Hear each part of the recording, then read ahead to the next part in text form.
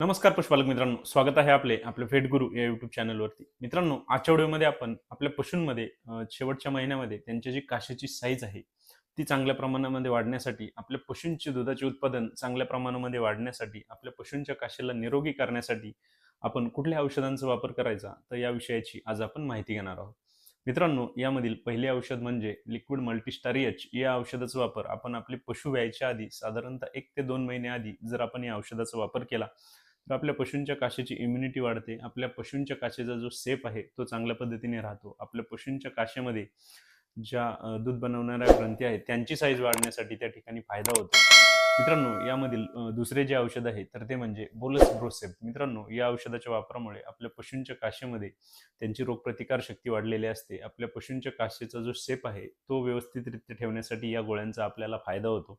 मित्रांनो, या दोनही औषधांचा वापर ज्यावेळेस आपण आपल्या पशूंमध्ये सोबत करतो तर त्या ठिकाणी आपल्याला कुठले फायदे होतात याबद्दल जर आपल्याला संपूर्ण माहिती पाहिजे असेल तर त्याचा व्हिडिओ आपल्या यूट्यूब चॅनलवरती अपलोड केलेला आहे आणि त्याची जी लिंक आहे ती मी खाली दिलेली आहे. आपण जर तो व्हिडिओ पाहिला नसेल तर तो व्हिडिओ नक्की पहा. आपल्याला नक्कीच चांगले फायदे या व्हिडिओच्या माध्यमातून पाहायला मिळतील. धन्यवाद.